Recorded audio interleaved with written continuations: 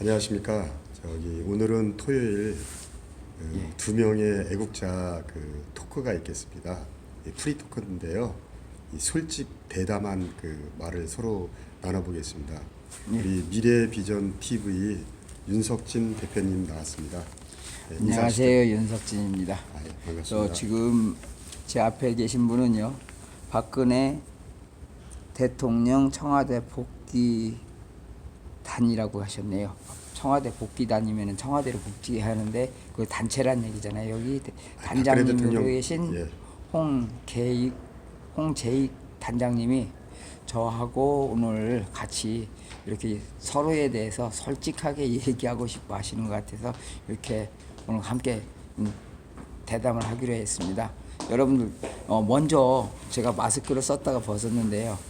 이거 솔직히 이 마스크의 효과는 그다지 없어요. 단지 남들이한테 피해 줄까봐 이걸 쓰고 있는 건데요. 네. 먼저 박근혜 대통령 때 요 메르스 때 기억나시죠? 박근혜 대통령이 분명히 메르스 때 뭐 낙타한테서 옮겼다 뭐 했다면서 퇴치법을 굉장히 연구한 건 여러분들 잘 알 거예요. 그러면 확실하게 퇴치법을 연구하는데 성공을 했기 때문에 요 마스크를 안 썼단 말이에요. 문재인이나 김무성 같은 그 당시 정치인들이 전부 다 마스크 쓰고 갈 때 박근혜 대통령은 뭐 솔직히 여자인데다가 연세도 있고 그기 때문에 약한 사람이 거기에 가서 마스크도 안 쓰고 자신 있게 병균이 버글거리는 그곳에 들어갈 수 있었다? 확실하게 퇴치할 수 있다라고 했고 퇴치했다 이렇게 국민들에게 공개한 거예요. 근데 우리 언론이나 이런 데서는 그거에 대해서 한마디도 안 했어요. 왜요?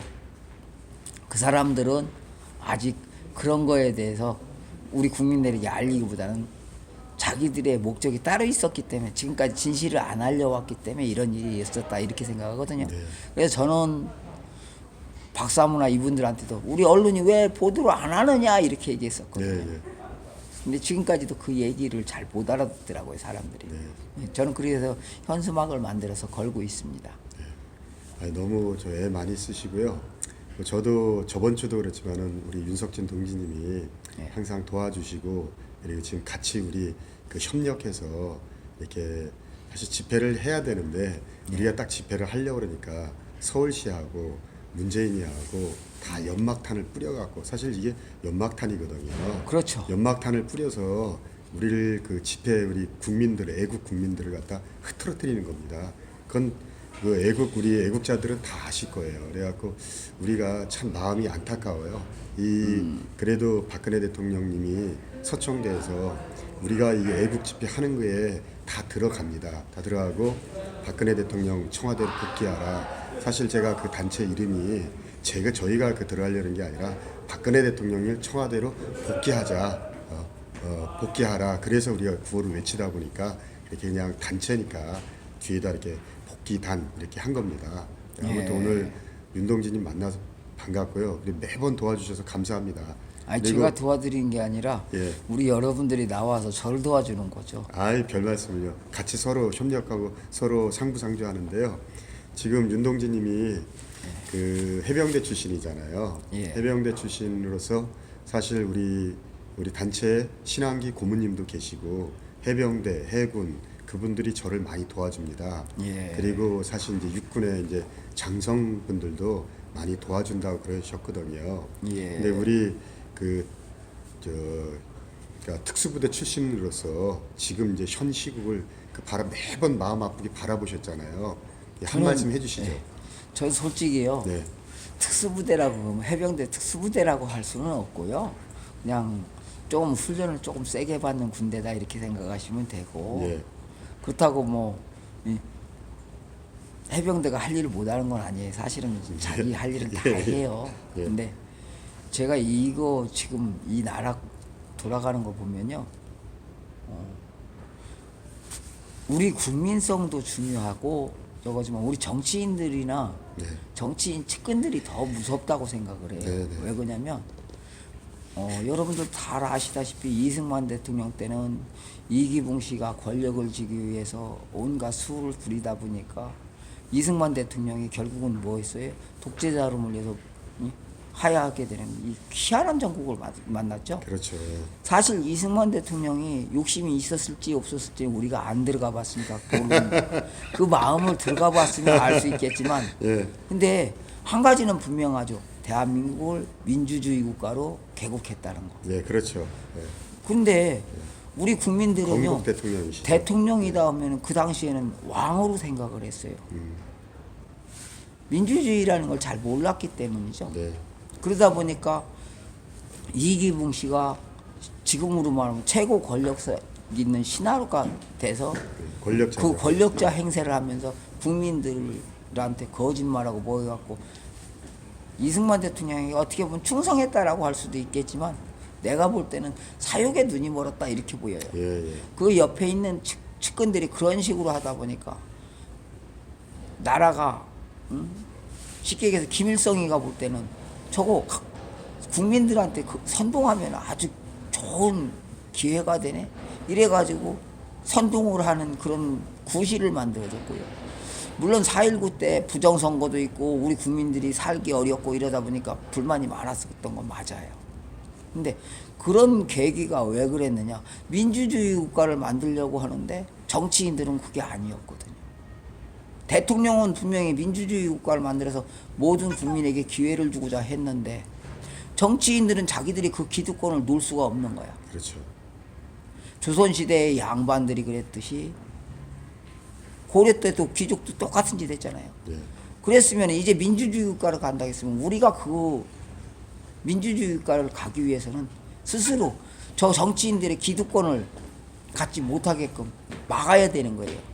그게 박근혜 대통령이 노무현 때부터 로스쿨 제도 얘기가 나왔었고 실질적으로는 김영삼이 때 문민정부를 만든다면서 이 로스쿨의 토대를 만들었는데 박근혜 대통령이 그걸 반대를 했단 말이에요. 반대하고 서민들을 위한 정책을 자꾸 펼치려고 하니까 기득권자 입장에서는 그게 싫거든.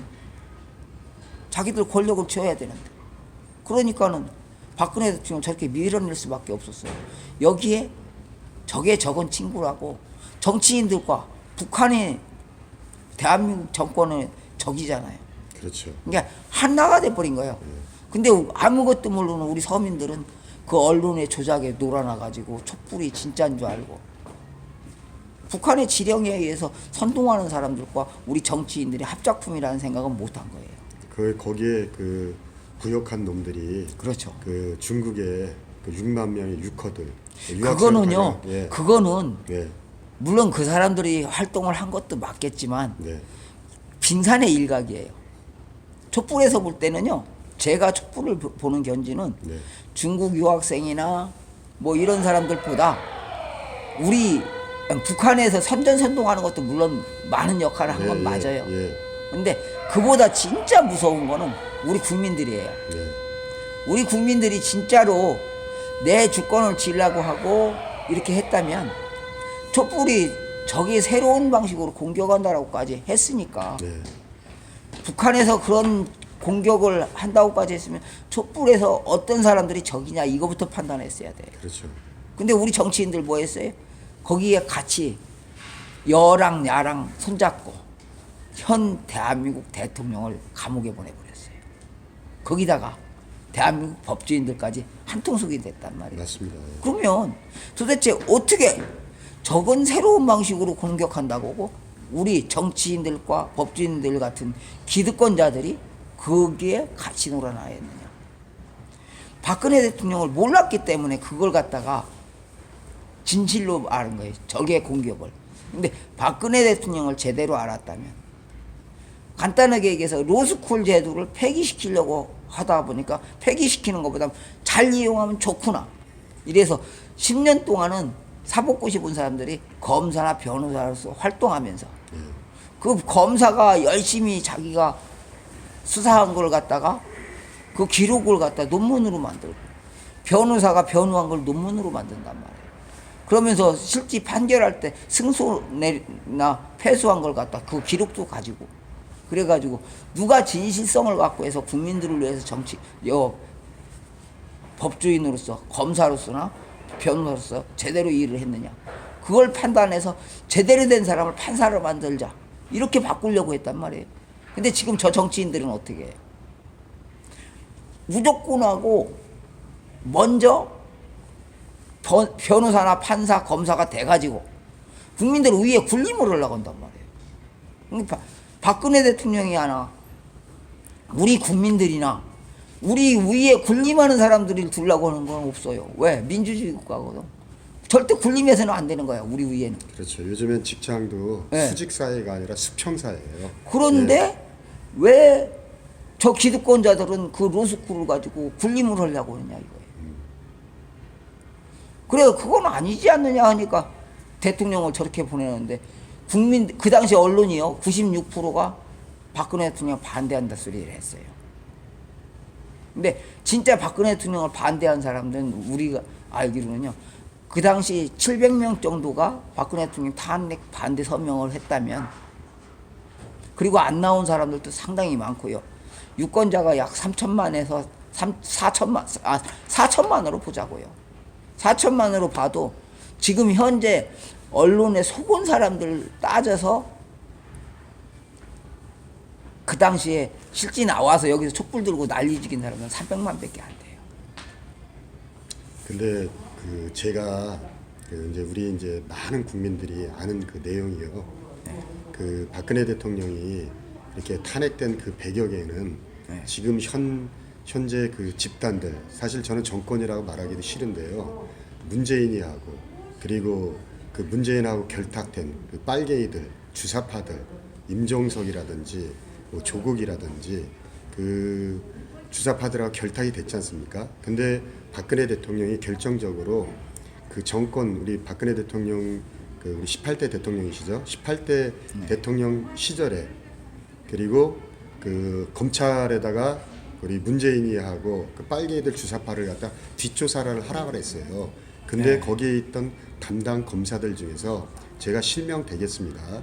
이거 굉장히 깜짝 놀랄 일인데요. 그 전 검찰총장 문무일이 문무일 검찰총장이 배신을 한 거예요. 배신을 해서 문재인한테 그 첩보를 준 거죠. 그래서 또 문재인은 그때 당시에 이제 담당 검사가 제가 알기로는 이수진 검사인가 요번에 그 21대 요번에 국회 그 민주당 공천 준다고 나왔다가 뭐 갑자기 이름이 사라졌는데 그 이수진 검사한테 그 배당한 게 있는데 그 내용은 지금 모든 검찰에는 자료들이 증거 자료들이 차고 넘칩니다. 사실 저 문재인이나 뭐 조국이나 그리고 제가 그 뭐 사실 이게 나가고 그러면 민감용이나 조국이나 다 짜고 치는 고스톱을 그런 그 정황이 아니라 증거 자료들 그리고 청와대 압수수색한 때 그 오리발 내미는 그런 자료들 다 있거든요. 근데 그걸 그 파헤치기 위해서 박근혜 대통령이 앞장서서 나서신 거예요. 나섰는데 그 주변에 있는 분들이 배신을 한 거죠, 사실. 금방 검사들 얘기하셨죠? 그렇죠. 검사들. 검사들이면 지금 어떤 걸 원해요? 기득권자죠, 일단. 거기에 있는 사람들이요. 박근혜 대통령 배신한 사람들. 그 배신한 사람들이 됐든 현재 저 검찰청에 있는 분이 기득권자들이잖아요. 예. 근데 물론 다 그렇다고 할 수는 없겠지만 이렇게 봐야죠. 검사들을 하면은 권력층의 최상층에서 군림을 한다고 봐야 될 거예요. 그분들은 군림하는 사람들이 많아요. 위에서 쉽게 얘기해서 자기네들이 국민들을 밑으로 계속 둬야 되는데 박근혜 대통령은 아까도 얘기했지만 로스쿨을 반대한다. 특권층을 인정할 수 없다. 이런 입장이잖아요. 그렇죠. 그럼 어떻게 되겠냐고요. 분명히 특권층이 인정이 안 된다고 하면은 지네들이 자식들에게 그 똑같은 직책을 물려줄 수가 없는 거야. 그 권력층을. 위에서 군림할 수 있는 자리 못 물려주게 생기니까 당연히 그걸 물려줄 수 있는 사람한테 가서 손잡으려고 하겠죠. 그래도 대한민국의 대통령이시고 그 명령권자고 결정권자인데 그 암만 기득권을 누리고 우리가 그런 말 있지 않습니까? 노블리스 오블리지. 자기들이 가진 그 귀족이나 자기들이 그 책임이 있는 사람들은 그만큼 그 그 사회에 대한 그 책임이 있어야 되거든요. 근데 그 책임감이 없어서 무책임하게 이 대한민국을 버린 거지 않습니까? 그런 대한민국의 검사가 아니죠. 대한민국의 검찰청이 아니고 지금 사실 윤석열 총장이 많은 국민들한테 그 응원을 받고 있고 뭐 힘내라 윤석열, 그리고 저도 엊그저께 대검찰청 앞에서 그 제10차 범국민 대회 그리고 문재인 내란 외환죄로 해야 고발하는 그 현장에 있었거든요. 우리 여기 복귀단 단장으로서 그때 정창화 목사님하고 여러분들 한 10여 명이 오셨었어요. 근데 거기서 쩌렁쩌렁하게 이 마이크를 잡고 했는데 그 모든 분들이 지금 대한민국에서는 희망이 검찰밖에 없습니다. 그리고 제가 솔직한 말로 우리 학교 다닐 때 경찰대는 미미한 조직이었어요. 옛날에 경찰 조직은 동국대학교 경찰행정학과가 모든 조직을 장악했었습니다. 근데 어느 순간서부터 차츰차츰 경찰대 1기, 2기, 3기, 4기, 지금 민감용이 4기예요. 근데 그 분들이 전에 바로 여기 우리 관할 서인 이 남대문 경찰서 윤광춘 경무과장, 그 다음에 제가 실명 되겠습니다. 남대문 전 경찰서 이상철 총경, 얼마 전에 제주지방경찰청장으로 그 마지막 정년 퇴임하셨던 분인데요. 그런 모든 분들이 사실 경찰대 출신들이 옛날엔 힘 미약했었어요. 근데 어느 순간 경찰대학의 힘이 커지다 보니까 경찰의 힘이 커진 거예요. 충주중앙경찰학교의 그 순경서부터 시작하는 그 친구들 말고요. 근데 경찰대 힘이 커지다 보니까 우리도 검찰을 맞먹을 수 있겠다. 이런 좀 그 뭐랄까 오버하는 그런 게 있는 거죠. 근데 사실 제가 봤을 때는 검찰은 뭐 전 세계도 마찬가지 경찰의 상부 조직입니다. 그리고 경찰관들이 수사를 해서 검찰한테 넘기고 그러지만은 자기들이 암만 수사관으로서 했어도 결정권자는 아니거든요.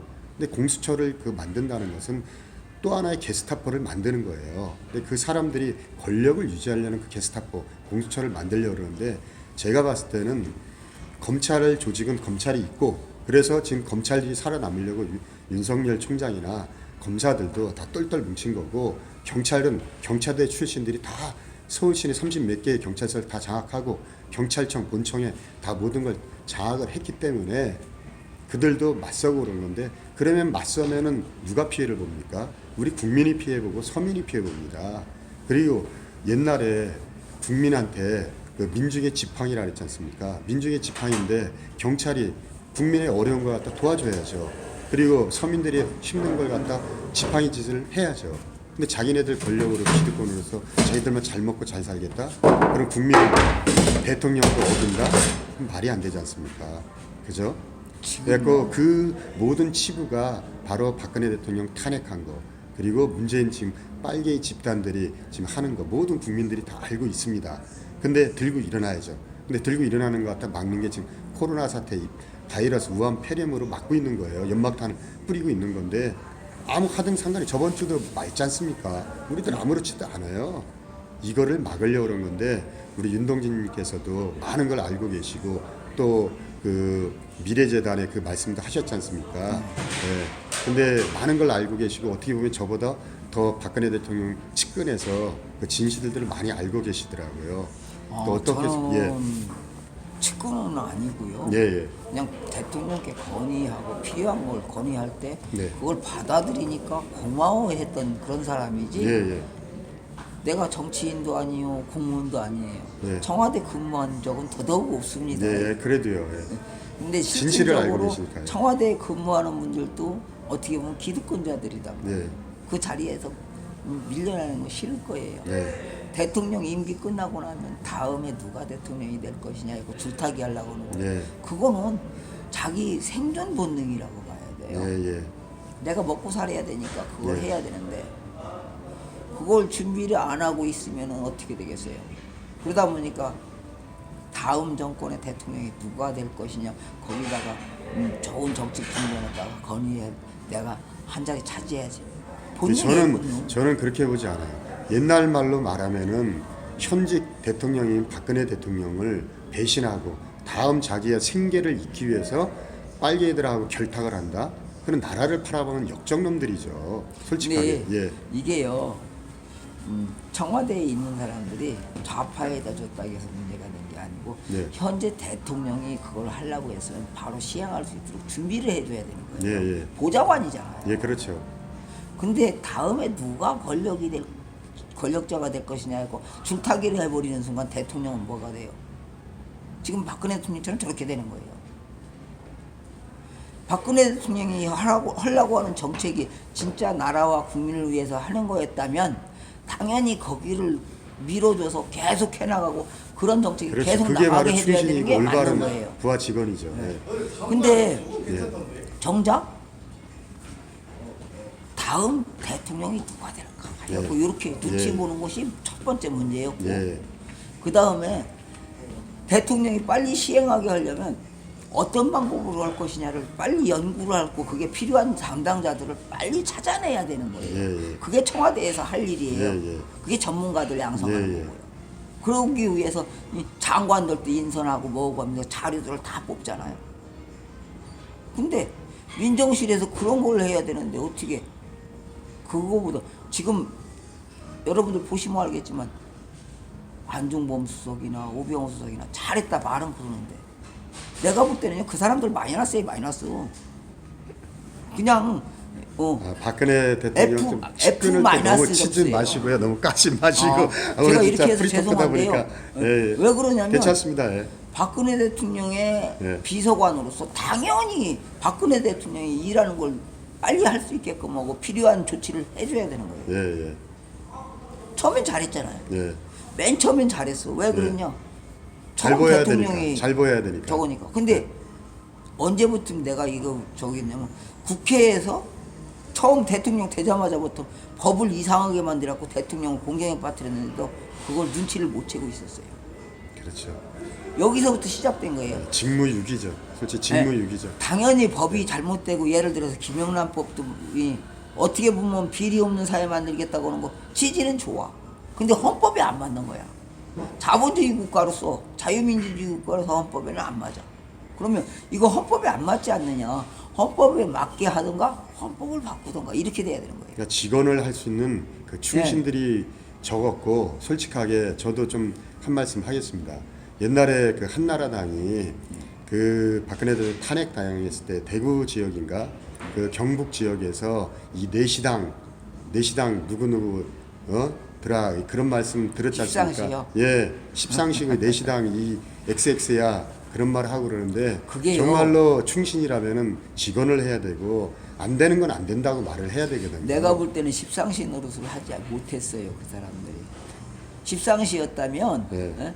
자기들이 제대로 된 저기를 대통령이 잘못돼 가고 있을 때 십상시였다면 네. 탄핵시키려고 안 하고 어떻게든지 저 문재인한테 정권이 안 넘어가게 막았을 거예요. 예. 수단방어 안 가요. 근데 십상시 노릇도 못하는 그런 한심한 사람들이에요. 예, 그러니까 지금 사실 문재인 집단도 문제가 많았지만은 박근혜 정부 시절에 그 내각 인사들도 참 문제가 많았습니다. 그래서 주군을 못 지킨 거죠. 저도 그래서 페이스북에도 그러고 많은 글들을 올렸어요. 사실 이 박근혜 대통령의 정부 때 뭐 김기춘이라든지 아니면 다른 분들 지금 김기춘 그분 깜빵에 계시고 그러지만은 많은 분들이 정말 각성하고 그분을 잘 보필했다면 이런 사태, 나라에 이 혼란이 오지 않았거든요. 근데 그분들의 직무를 갖다 똑바로 못한 거예요. 솔직한 말로 국회의원, 입법부 국회의원들도 직무를 유기했던 거고 사법부나 행정부에 있는 내각의 그 직원들도 직무를 유기했던 겁니다. 국민을 그렇게 보시죠. 지금 입법부, 사법부, 행정부가 다 같이 한 통속이 돼가지고 우리 국민이 뽑은 대통령을 감옥에 보냈어요. 예. 근데 이유가 국민들을 위해서 정치하려고 한다는 이유로다 이렇게 보면 돼요. 그러니까요, 맞습니다. 예. 왜 박근혜 대통령의 제도를 보면 하나같이 국민들이 먼저 국민들을 생각하는 마음으로 이 정치를 했어요. 예, 박근혜 대통령의 그 공적은 뭐 서울대생들이 트루스 포럼인가 거기서도 쭉 이렇게 나오기 때문에 공적은 우리가 말 안 해도 너무 잘 알고요. 정말 그 민주주의 원칙이 국민을 위하고 국민을 위한 국민에 의한 그것을 행동으로 보여주시고 그리고 지금 탄핵됐을 때 아무 잘못이 없다는 게 다 나타났거든요. 그것도 마찬가지죠. 국민들의 과반수도 아니고 네. 90%가 넘는 사람들이 박근혜 대통령을 싫어한다라고 하니까 대통령으로서는요 국민들이 싫다고 하는데 그럼 당연히 어떻게 보면 국민들의 뜻에 따라갈 수밖에 없었을 거예요. 네. 근데 그게 전부 다 조작극이었고 국민들이 지지시키기 위해서 촛불에 나온 사람들이 300만 정도밖에 안 되는데 태극기 들고 나온 사람들은 700만이 700만이 아니라 1000만이에요. 지금까지 그 다 탄핵 무효 저기 서명한 그렇죠. 사람들만 예, 따져서 얘기하는 예. 거예요. 근데 저번에 작년에 10월 1일, 10월 3일 날 나온 인구들은요 1000만에 가깝습니다. 1000만에 육박해 대한민국의 5분의 1이 다 나온 거예요. 5천만이라면요. 그러면은 문재인은 하야나 탄핵이 아닙니다. 자동으로 그렇죠. 내려와고 구치소로 지가 스스로 가야 돼요. 지금 이렇게 모든 것이 다 드러나고 있는데 네. 우리 언론들이 이런 걸 보도 안 한다는 게 지금도 심각한 그러니까 거고요. 민주노총하고 정교조나 또 종교 단체 그 신부들이나 목사들 좌파 그 빨갱이들이 다 곳곳에 우리나라를 갖다 암적으로 다 만드는 거죠. 근데 그런 또 엊그제 유영하 변호사가 박근혜 대통령 친서자하면서 그걸 해놨는데 상식적으로 나는 납득이 안 가요. 예. 왜냐면 감옥에 계신 분이 왜 시키게 해서 지금 박근혜 대통령이 정치 행동 자체가 죄라고 했기 때문에 침묵을 하고 있는 거야. 말 자체를 하는 순간 다 범죄로 몰아가기 때문에 말을 안 하고 있는 거예요. 그럼요. 근데 서신을 썼다. 난 근데 납득이 안 가더라고. 제가 유튜브에 어저께 올렸는데요. 그러니까 모든 정당들이 지금은 정권을 갖다 그 얻기 위해서 정권 획득이 정당의 목적입니다. 근데 그렇죠. 그걸 제가 어제 그 유튜브에 올렸어요. 근데 정권 저는 창출이 정답을 갖다 정확히 말씀드리면은 박근혜 대통령 서청대에 계신 분을 청와대로 복귀시키는 걸 갖다 원하는 그 정당이고 국민은 그 사람들은 그게 옳은 거예요. 근데 지금 진위지 않습니까? 가짜다. 그다음에 그 유영하 변호사가 발표한 게 진짜다. 근데 그걸 이용해 먹으려는 사람들이 있겠죠. 근데 제가 봤을 때는 우리 복귀단에서 말했듯이 박근혜 대통령 청와대 복귀를 외치고 복귀를 원하는 분들은 그게 진짜 겁니다. 그러니까 그 지금 미래통합당입니까? 미래통합당, 뭐 자유공화당, 그다음에 허경영이 당, 뭐 우리 민주당은 빼버리고. 예. 아무튼 박근혜 대통령 복귀를 원하시는 분들은 그 서신의 진위를 서로 알 거예요. 근데 복귀를 원하는 분들은 이게 가짜인지 진짜인지를 갖다 알 겁니다. 지금 윤동진님이 말씀하셨듯이. 솔직히 네. 의문스러운데 네. 지금 현재 우리가 가야 되는 길은 국민들이 어떤 이 자유당이든 무슨 당이 필요한 게 아니고 예. 구심점이 필요한 거예요. 그럼요. 지금 맞습니다. 현재 예. 그 구심점이 있어야 되고 원래 그 구심점 역할을 한 게 과거에 청와대에서 해왔단 말이에요. 네. 국민들은 그 청와대가 우리 구심점이 돼주기를 원했고요. 그렇죠. 근데 지금까지 어떻게 했어요? 그 청와대에서 아까 그 이승만 대통령 얘기하다 말았는데 박정희 대통령 때도 마찬가지로 정치인들이 청와대에 쉽게 얘기해서 박정희 대통령 측근들이 이상하게 만들어 가다 보니까 박정희 대통령이 독재자로 몰리고 뭐 이상하게 돼갖고 그 김영삼 대통령이 뭐라고 했냐면 문민정부 만들자, 군부독재 이제 종식시키자, 호헌 철폐하자 이렇게 해가면서 반대를 했던 게 우리 헌법의 문제점을 찾으려고 하는 것보다는 김일성이가 원하는 대로 우리 국민들을 선동해버린 거예요. 그 저기 우리 윤동진님 그 책 읽어보셨습니까? 비윤의 부녀 대통령 그 미국 작가가 쓴 책 거기에 1987년도에 그 우리나라가 이제 그 민주화되는 과정에서 빨갱이들이 다 암적으로 존재한 걸 다 알았지 않습니까? 안전기획부 국가안전기획 안기부에서요. 그래서 다 빨갱이들 다 때려잡으려고 87년도에 스탠바이를 한 거예요. 다 출동 준비를 하고 안기부라든지 경찰청이라든지 그리고 정보과에서 다 그 모든 자료를 수집해 때려잡으려고 그랬습니다. 근데 그 대한민국의 대통령이었던 노무현이가 김정일이하고 딜을 한 거예요. 거래를 한 겁니다. 예? 내가 정권을 갖다 잡게 해달라.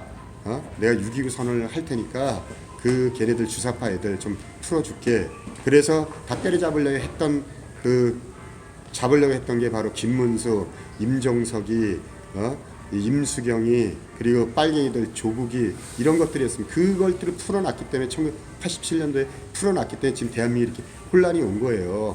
우리가 모든 역대 대통령 중에서 박근혜 대통령이나 박정희 대통령 빼고성은 뭐 모르겠습니다. 장면이나 이승만 대통령은 제가 그 위에까지는 제가 말하고 싶지는 않고요. 아무튼 역대 다 거래가 있었어요.